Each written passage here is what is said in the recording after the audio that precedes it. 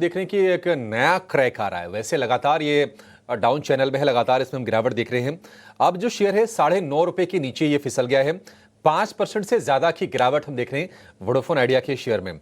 शिवांगी, शुरुआत हालांकि gap down नहीं हुई, लेकिन खुलने के साथ ये शेयर लगातार तेजी से नीचे जा रहा है। कितना कमजोर होता हुआ आपको वोडाफोन आइडिया दिख रहा है? किसी के पास है तो आपको क्या लगता है कि ₹9 के आसपास सपोर्ट लेगा या फिर अभी और नीचे जाएगा ये? जी बिल्कुल, इस क्षेत्र की अगर हम बात करें तो यहाँ पे भारती एयरटेल एक बेटर स्टेबल ज़्यादा स्टॉक प्लेस्ड है, तो हमें डेफ़िनेटली उन स्टॉक्स पे ही फ़ोकस करना चाहिए जिनका स्ट्रक्चर और फंडामेंटल्स सारे ही स्टेबल हो। ठीक है, भारतीय एयरटेल निश्चित तौर पर एक बेहतर विकल्प है और लगातार यही व्यू आता है। तो अगर आपके पास है ना वोडाफोन आइडिया, तो देखिए कोई उम्मीद नहीं है। अब कई बार फंड इन्फ्यूजन की खबरें आती हैं, उससे सपोर्ट नहीं मिलता है। अब अगर हम एजीआर समेत अगर हम पूरे बकाये की बात कर लें, कर्ज को उसमें जोड़ दें अगर, तो करीब 2 लाख करोड़ रुपए के आसपास का ये आंकड़ा बैठता है। 5G को लेकर कुछ खास प्रगति नहीं है, सब्सक्राइबर लगातार खोते जा रहे हैं। तो आप किस उम्मीद में रखेंगे शेयर को, या आप खुद इसको एसेस कर सकते हैं वोडाफोन आइडिया को लेकर? शिवांगी, जरा ट्रेंड चेक कीजिए। ऊपरी स्तरों से हमने देखा कि थोड़ी थोड़ी प्रॉफिट टेकिंग आई, आज फिर से चलने की ये संकेत दे रहा है। ट्रेंड में एंट्री करनी है क्या ट्रेड के लिए? जी, रिटेल स्पेस की अगर हम बात करें तो यहाँ पे एक सीज़नैलिटी फैक्टर काफ़ी अच्छी तरह से प्ले आउट करता है और ट्रेंड हम देख रहे हैं कि एक अच्छा सपोर्ट भी लेते हुए नज़र आया है, 7300 के ऊपर होल्ड करते हुए दिख रहा है।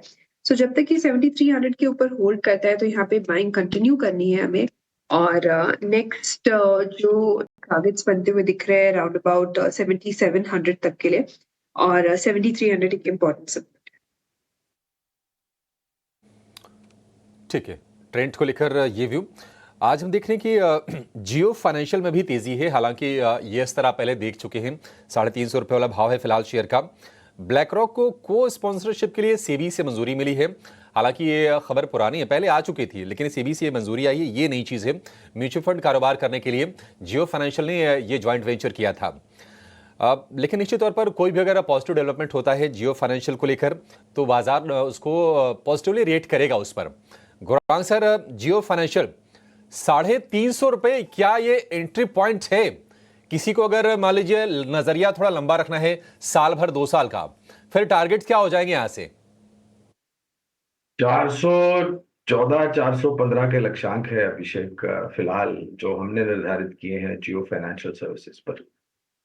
क्या ये सही समय है निवेश करने के लिए? तो इसका उत्तर तो मैं नहीं दे सकता हूं, क्योंकि मैं ऐसा कोई पंडित नहीं हूं जो समय और भाव को ज्यादा ध्यान देता है।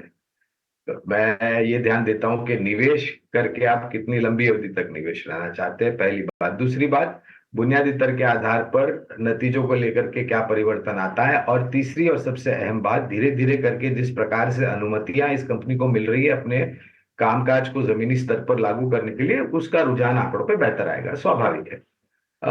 तो हमें लग रहा है कि अगर आप पहले देखिए, अगर आपके पास साल 2 साल की समय सीमा है और दूसरी बात जोखिम झेलने की क्षमता है, तो पूरी ताकत लगा करके इस स्तर पर निवेश कीजिए। और अगर आपके पास जोखिम झेलने की क्षमता कम है, आपको ऐसा अभी भी असमंजस परिस्थिति में है कि बाजार में क्या होगा, खाड़ी में क्या होगा, ईरान क्या करेगा, इसराइल क्या करेगा, हमास क्या करेगा, लेबनान क्या करेगा, वगैरह वगैरह, तो अगर आपके पास वैसी विचारधारा है और जोखिम कर रहे हैं, तो इस स्तर पर 25-30% जो भी निवेश लायक पूंजी है वो लगाएं।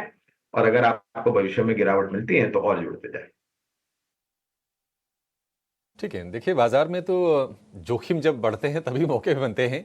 और उसका अगर हम आंकड़ों के लिहाज से अगर उदाहरण दें, तो ये मिडिल ईस्ट में जो युद्ध चल रहा है इसराइल और हमास के बीच में, हिजबुल्लाह के बीच में, 1 साल हो गए। इन 1 साल में निफ्टी 27% ऊपर गया है। अगर आप यूक्रेन वॉर से जोड़ेंगे तो 50% से ज्यादा का रिटर्न है। तो आंकड़े तो ये बता रहे हैं। अब आप अपना देख लीजिए, रिस्क एनालिसिस कर लीजिए। लेकिन आपके लिए ये कंपनी ठीक है, जियो फाइनेंशियल सर्विसेज की। शिवांगी, आप जरा एक बार बंधन बैंक को देखिए। लगातार हम देख रहे थे कि पिटाई का शिकार हो रहा था शेयर। ये आज थोड़ा सा, चूंकि अपडेट्स पॉजिटिव हैं, शेयर थोड़ा सा रिकवर करने की कोशिश कर रहा है। क्या इस पे ट्रस्ट करना चाहिए और नई पोजीशन लेनी चाहिए? जी, बंधन बैंक की अगर हम बात करें यहाँ पे स्टॉक जो है हमने देखा है कि पिछले 3 महीनों से लगातार इसमें अच्छी खासी सेलिंग प्रेशर देखने को मिली है। और लगातार हमने देखा है कि जहाँ पे रिकवरी आने की थोड़ी-सी भी कोशिश हुई है वहाँ पे सेलिंग प्रेशर जो है वो इंटैक्ट रहा है। तो मेरा यह मानना है कि हम इस स्टॉक को अवॉइड कर सकते हैं।